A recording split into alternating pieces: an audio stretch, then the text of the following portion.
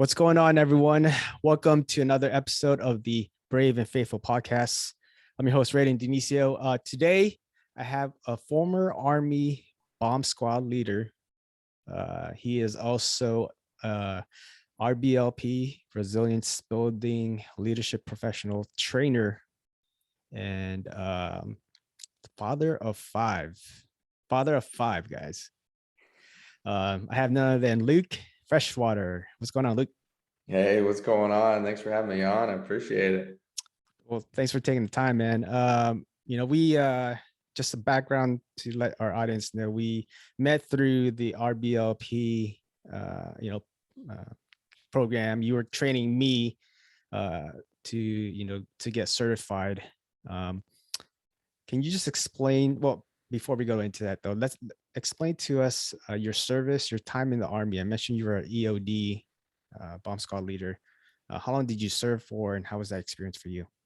Yeah, so I served 4 years on active duty as a bomb squad leader, known as Explosive Ordnance Disposal (EOD) on the military side. So I did that for 4 years. Did one tour to Afghanistan supporting the Special Forces guys.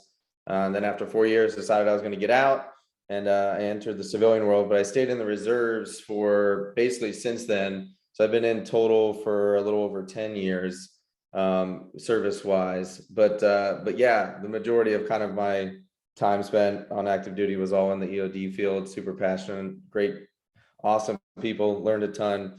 Best experience I could have had as a young man, I guess you could say. So I grew a ton during that experience. Was there anything like being in that specific field, right? You know, dealing with explosives. What was kind of like your biggest lessons learned, or takeaways from your time with Army EOD? Yeah, well, I think one big thing is, so I was on the officer side, and when you come to a unit, especially in EOD, you're going to have enlisted leaders that have been doing the job for decade plus of time, right? And they're extremely good at what they do, super passionate about it. So when you come in as a young officer at 23, 24 years old, knowing next to nothing, and you think you're a hot shot, it's really humbling and really a great leadership experience I had, getting to work with some of these guys that had done multiple tours in Iraq and Afghanistan and done some pretty incredible things throughout their career. And then I get to come in, and then, yeah, I'm their leader, but at the end of the day, you have to realize what they bring to the table and learn how to lead people that have been doing something for a really long period of time. And so that taught me a lot on just the leadership aspect, right? And it's helped me even in my civilian job now. I'm a sales manager, and I'll come in to say a team, or I just recently, for instance, hired a team of 9 people, and I have people on my team that have been in this field of work for 3-4 times as long as I have.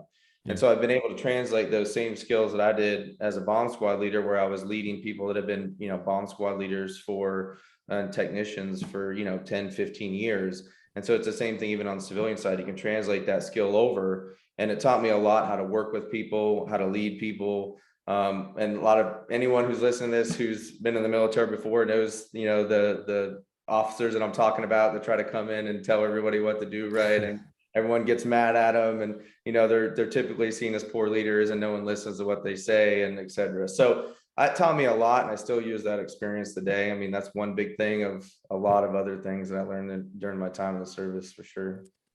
Yeah, that's a great point, Luke. Being in the Navy as a senior enlisted leader, that's kind of like our responsibility, is to train and mentor the junior officers that are coming up. To make sure, one, obviously that they're doing your job professionally, correctly, and then also to help them out, as they advance to their career, and how to deal with that dynamic, right? With that dynamic relationship with officer and enlisted. So salute to you for, being humble enough to kind of to know the situation, right? Like having all that experience and using that experience that you had to gain, to help you become a better leader that you are today. Yeah, no, thanks. So look, you mentioned sales, right? So you were active for 4 years. You got out. How did you get into sales? Has that How was that transition for you?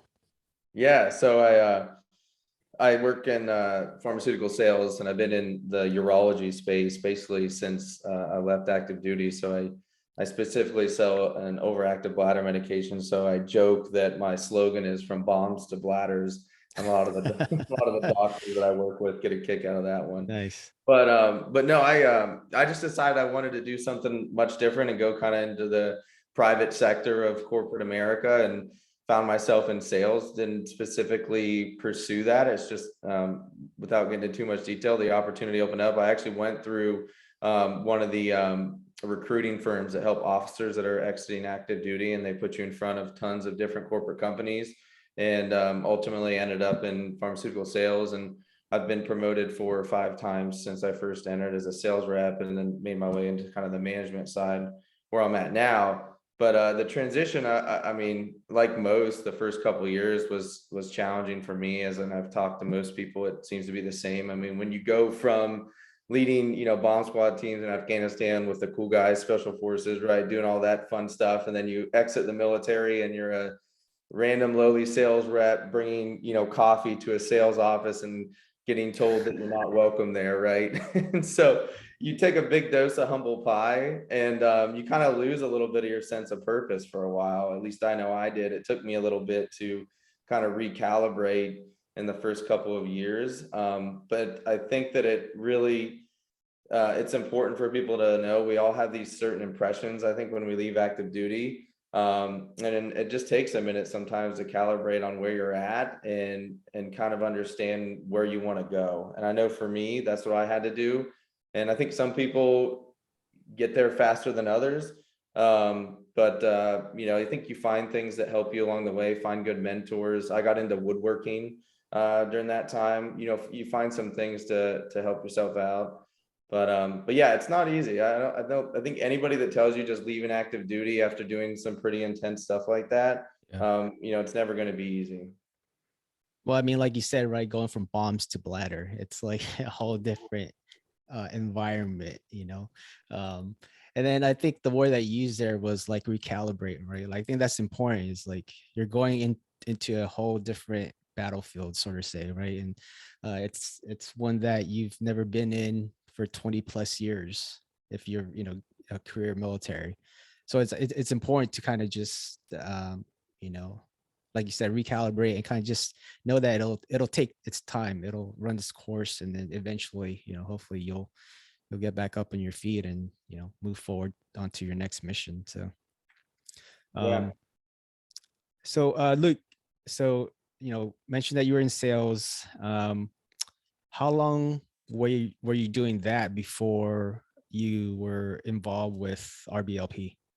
Yeah, so I think I've been involved with RBLP now for a year and a half, maybe. And I love the pro. They reached out to me a while back when they were first kind of kicking things off. And it's a really good group of folks and leaders within that organization, many of them former Marines.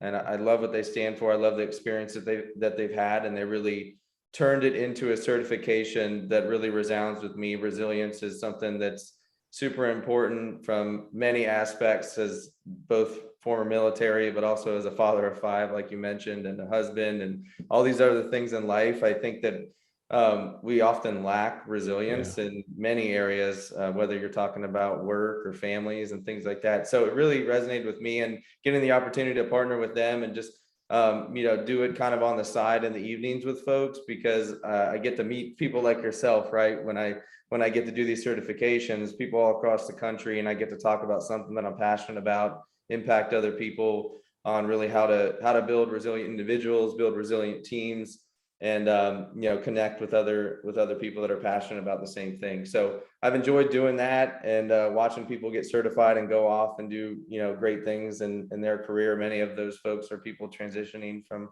active duty to the civilian side, so I get to also mentor them on my experience and share things that help me out. So it's a great organization. It's a great certification. It's growing a lot right now. And so Sure. I'm now switched over to being an authorized training provider. So I offer the training services through my company called Resilient Leadership Solutions, RLS.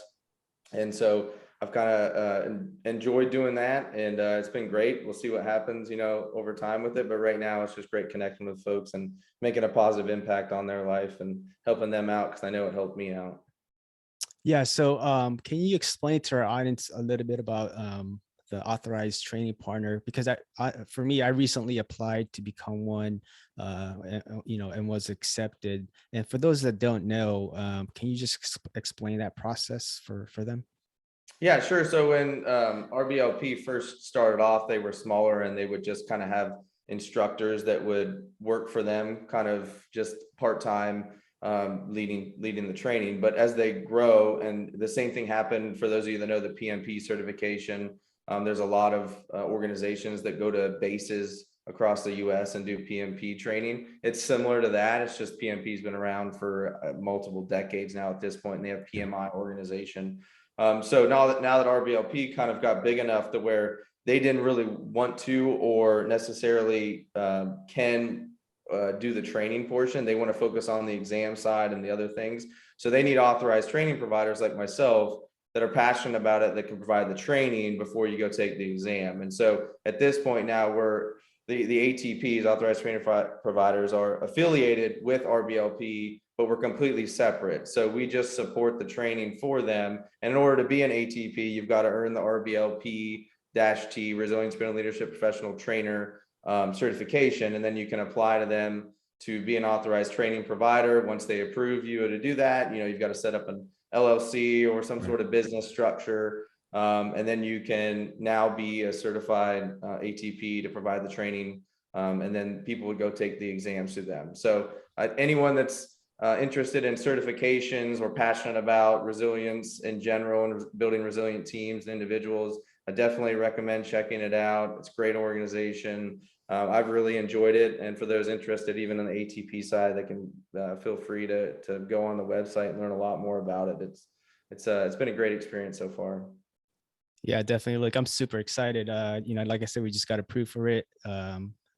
Look forward for us to provide the same services to help other people get certified in RBLP. So we mentioned, you're in the Army, you're an EOD bomb squad leader. After that, you were a sales leader, winning multiple awards. You're now involved with RBLP, and now you're an authorized training partner to provide the training. But I think the most important job that you have, right? Mentioned before, father of five. Like, how do you do it, man? Yeah, it's crazy. So I know in this podcast you talk a lot about second service and what people have done after the military. And I'd say for me, that's where I'm most passionate is Yeah. when we left active duty and my wife and I decided that I was going to get out. We knew we wanted to start a family. So I actually have, not only is there 5 of them, but they're all 6 and under. So we got tons of little ones. We just had our 5th 10 weeks ago. So I have 4 girls. So the oldest is 6, the twins are 3, and then the next one's 2, and then the baby boy is 10 weeks old. And so we have an absolute blast. It's absolute chaos, I won't lie. But it's really my passion. I love being a husband, love being a father. And that's where I really enjoy also mentoring and impacting others when it comes to fatherhood and marriage and navigating the challenges and the culture and society and everything that we face in today's world. It's not easy. Anybody Right. that tells you it's easy is lying, because you're going to have tons of ups and downs, and it's going to be tough. But it's certainly something I'm passionate about, and I think it really aligns with RBLP and being an ATP for that organization. The same things that we do in the work side as far as leadership can apply in the home. And I Right. think we don't do a good enough job sometimes of applying, what we would do with my sales teams or what we would do at work with at home. Now, it might not look exactly the same, right? Because you're dealing with, a different aspect. A lot of those same principles, though, we need to apply as, and I'm speaking like as a man, as a husband, we can apply those same principles in our house and hopefully positively impact our kids and apply it to, how we lead our homes and impact the family. So I really enjoy it, really passionate about it, love talking about it.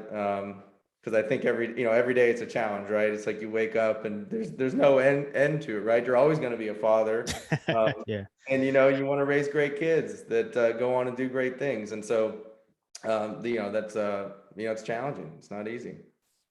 Yeah. So I think the key word that we mentioned earlier, right, is like just being resilient father. And I'm a father of two, both under three, right? You're a father of five, all under six. Um, you know, there's a lot of challenges that goes along with that, but what would you say has been like, one of those biggest hurdles that you and your wife have to overcome with five kids?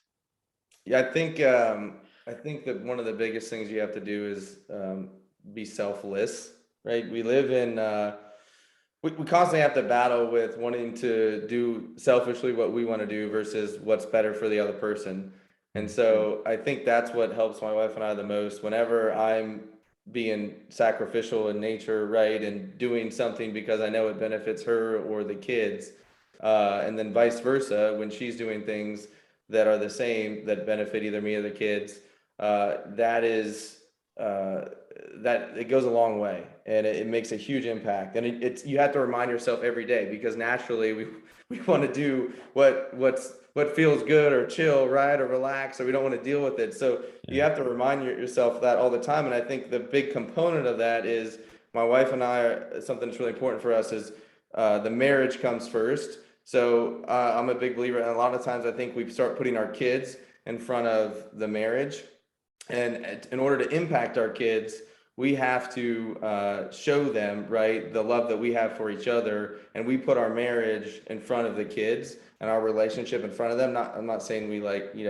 ignore the children. That's not what I'm getting at. What I'm saying is there's actually research that's been done in homes when parents prioritize the relationship first, it actually impacts the children positively. So I would say for people that sometimes think that they need to always cater to the kids, I would just encourage you, like, you're actually having a positive impact on your kids when you're prioritizing your marriage and creating a healthy relationship because they see that, right? So there's this quote that I really love by a guy named Justin Batt. He wrote a book called Daddy Saturday, but it's called he says far more is caught than taught.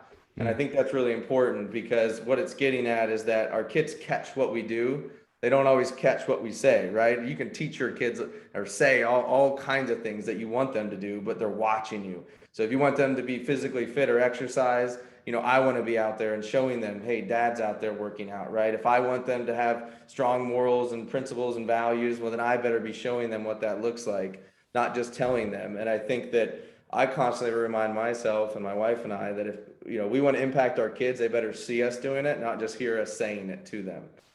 So those are a few things that stand out for us that are easy to say, but very challenging to do right every day. And you have to have people in your life that encourage you to stay on top of those things.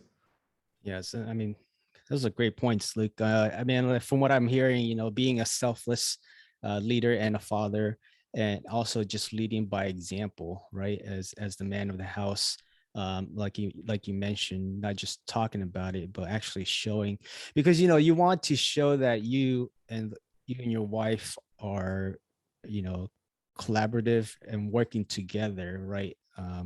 To make the family stronger.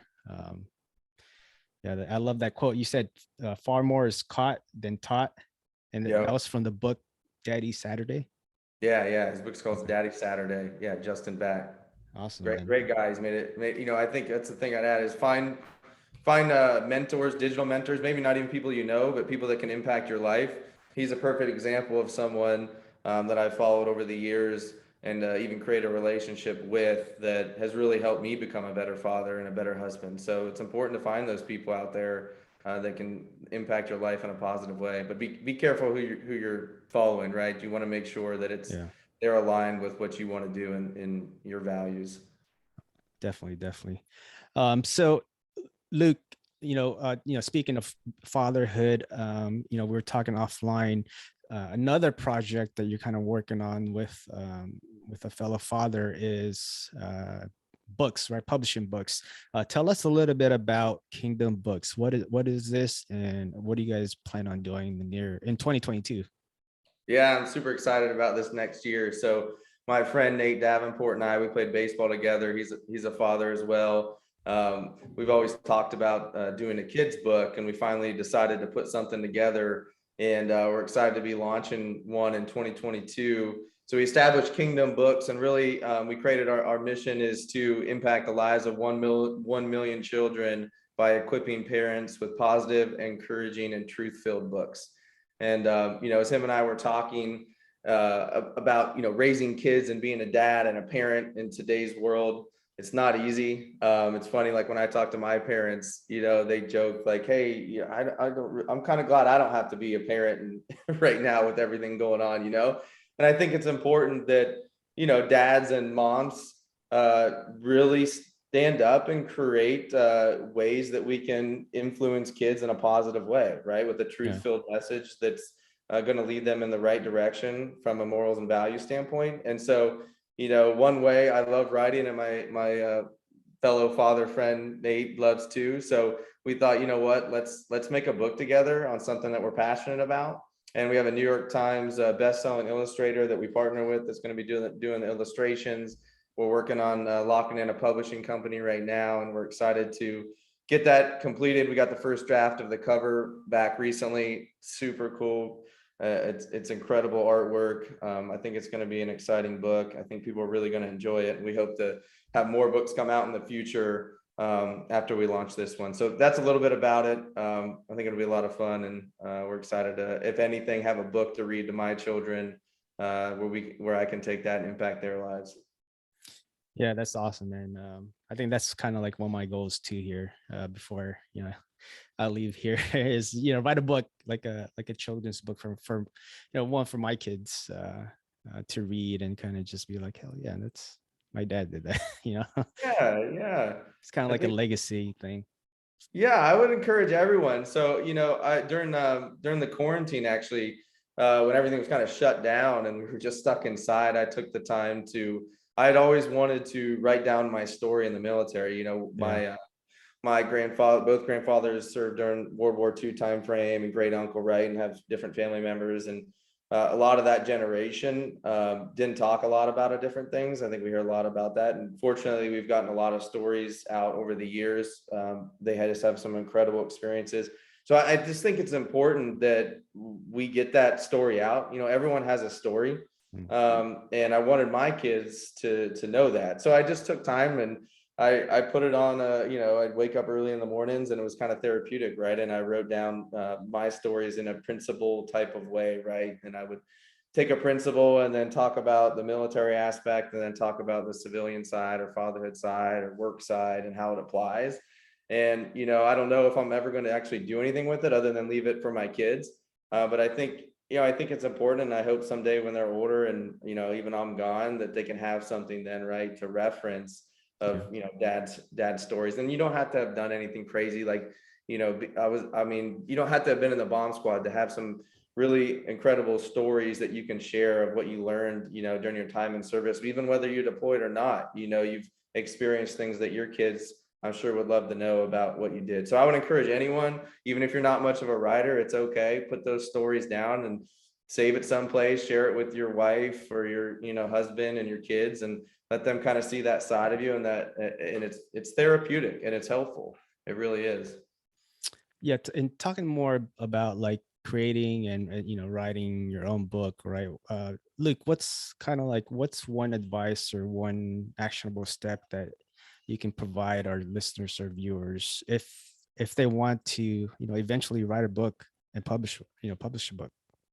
Yeah, I think well, I think at the end of the day, you got to start, right? I think that's the hardest Yeah. part. Yeah. Everyone's got this, like, I want to write a book someday, or I want to do this. So you just got to sit down, and the way I did is like set aside that time and say, okay, I'm going to write, and set some sort of goal, 1 page, a morning for this, Monday, Wednesday, Friday. I'm going to write this many words, or I'm going to sit down for this amount of time, whatever it is. Yeah. And then you just sit down and do it, and you just create a schedule. And you just follow that schedule, and you're not going to be perfect. You're going to miss days, and but at the end of the day, if you just stay consistent over time and you just start writing down those stories and kind of create a calendar and follow it along, you don't have to get it all done in a month. Like it could be 6 months, it could be a year. You don't have to have it done right away. So that'd be the biggest advice is one, just start. Two, set sort of rhythm for yourself over time that you can stick to, that's realistic, and then start working on it. And as far, don't worry about like it being perfectly edited and perfect English and all those Yeah. things. There are so many resources out there. I mean, go on YouTube and you can watch all kinds of different people telling you about how they publish their book and different editors that are out there. And we have so many things like Fiverr and all these different places out there where you can just send it to them and they'll start editing it for you. And even friends that you might have that are great at English, right? You can share it with them. So that's what I'd say is like, don't let it overwhelm you. Like it's totally doable. There's a lot of people out there that are self-publishing and it's really not even that expensive if you want to do it just on your own. It's don't let it overwhelm you. It's possible. It'll take effort. But you don't have to publish it, right? It just depends on what your goal is with the book. Yeah. I mean, if it's just to share it with your family and have something as a legacy to leave behind to them, that's awesome, to share with friends and family. Or maybe you want to write it, one of those crazy cool books and share it with the world. That's awesome too, right? So that's what I would share to encourage people is don't let it overwhelm you or think that it's not possible. Yeah, I think that, I mean, simple advice, right? But it's vital. Like if you want to do anything, right, especially this time of year, people want to, list their goals for the upcoming year, right? The most important thing is like, well, what are you doing? Like, what are you doing right now to get you to, towards that goal? I mean, simple thing is like just start doing it. Stop talking about it and stop writing it down. Just start taking action towards it. So that's awesome, man. Um, Luke, so we talked a lot about, well, we talked a lot of things about you today. EOD bomb squad leader, sales leader, RBLP. Obviously, the books. Um, if you had to choose, from all those things that you've done as of now, um, what's one thing you want our listeners, our viewers to take away from this episode? Yeah, I mean, if they take anything away, I would say it's coming back to kind of the story piece. I'm sure a lot of your listeners are military or know people in the military, and I would say that take the experiences and the story that you have, your story, and use that as an opportunity to help you in whatever you go, whatever route or path that you go into. I kind of refer to it as the perspective advantage. I think that veterans or people that have served or even people that have done other things similar to that, right? It gives you a perspective in life, oftentimes early on, that most people just never have experienced. And you can take those experiences. And I once heard this term. I didn't come up with this, but I think it's really profound. Is instead of referring to hear a lot about post-traumatic stress syndrome, right? PTSD. But I heard someone refer to it as post-traumatic growth and trying to take those experiences. Not that PTSD isn't a real thing; it surely is. But take those experiences that you had in the military and grow from it, right? That's what it's getting at. You've been through a lot. You've done a lot of things. You have a certain perspective that many won't. Use that perspective to make a positive impact in whatever area that you're doing. It doesn't matter if you're in corporate America. It doesn't matter if you're a dad or a husband, or you're working a job within your community. Whatever it is, you can take those experiences, and people don't have that same perspective and they're appreciative of it, right? And you can use it in so many different ways. And that's what I always try to remind myself is, even when I was starting off in that sales role, right, it almost feels like a lot of people I know when they've spent 20 years in the military, they feel like they're going back, right? They feel like they have to go all the way and start over. And sometimes you do have to kind of take a step back in some cases, but the benefit of this, you have this whole perspective now that you would never have had throughout all these experiences, that's going to propel you to be able to do things that so many would not be able to do because of those experiences. So that'd be kind of the big takeaway I tell people is take your story, take that perspective, and let it propel you into some really awesome things that you want to pursue, and don't let it hold you back and think that for some reason you're not capable or not competent enough to do these things, because you are, without a doubt, because you have a mindset that most people won't because of those experiences. Yeah, the last piece you said there, the mindset, right? Like just from the experiences, like you mentioned, like experiences you've gained and you've gone through in the military, it's made you who you are today. And it's it's made you stronger as a person, and it's that'll take you just from coming from military to the civilian sector, right? Like you have a lot of advantages, I would say, just the traits that you've developed over the time. Um, so look, going into the second segment of our podcast here. So this is what I call the Fast Five.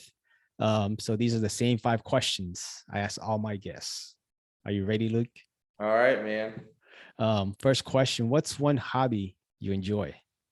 Yeah, I gotta say my hobbies are very limited now with 5 kids, 6 and under. But like I mentioned before, I love woodworking. I love the feeling of putting something together and seeing something come out of that. So I've built tables, kitchen tables for a house, end tables, coffee tables, things like Nice. that. I haven't done much lately just with how busy things are, but I'd say if I pick one fun, unique hobby that I like to do, it'd be that. You got like a garage full of all that stuff, the Yeah, equipment. I'm not like, I have friends that are real intense and actually have Okay. woodworking businesses. I just I just have enough to, be able to do something in my garage and, put things together. If you want to get into it and start something, get the Craig jig. I don't know if your listeners have heard of Craig jig, but I'm telling you, I swear by that thing. It's awesome, and it'll make your life as just as a novice woodworker. You can figure out a lot just by getting the Craig jig, and you'd be amazed at what you can accomplish. All right. So woodworking. Next question. If you had to choose one person to hang out with for one day, who would it be and why? One person to hang out with, man. It's like the infamous question that I've heard so many times, and there's so many routes I could go. Well, personally, I'm a Christian. I'm a follower of Christ, and so I think someday when I die, I'm going to get to do this anyway and sit down with Jesus. But I would say I would love to sit down with Jesus Christ, and that's where my faith is. That's where my foundation comes from when I talk about these morals and values. So I'll go with that. Is sitting down with him. Next question. Next question, Luke. Recommend a book for our audience to read. Yeah, so there's a parenting book that I'm working through right now that I think is great. It's called Parenting with Love and Logic. I forget the authors off the top of my head, but Parenting with Love and Logic. And it's like what it sounds, right? It really gives you a lot of applicable things in just day-to-day parenting that you can apply. And I like those types of books where you can take things that you read and walk right out the door and Just use apply it. it. Yeah, so it's got a lot in there, a lot packed into there. Parenting, again, that's Parenting with Love and Logic. Yep. All right, got to check that out. Next question. What's your favorite quote and why? My favorite quote. Well, I'll go with one that my dad drilled into me as a kid. It goes, "Don't tell me how rough the seas are, just bring the boat to shore." And got that from Lou Holtz. And so it's whenever I was complaining, right, as a kid, whatever it was, he'd have me do something.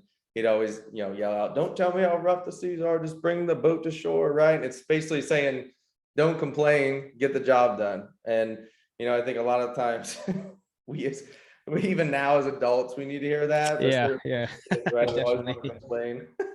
So it's always resonated with me, and I catch myself now, using that quote with my kids, like, let's not complain and let's get the job done. That's awesome. I haven't heard that, but yeah, that's a great quote. Last question, Luke. Where do you see yourself in a year, 5 years, or even 10 years from now? Yeah, I'm excited about the children's book stuff that we're doing.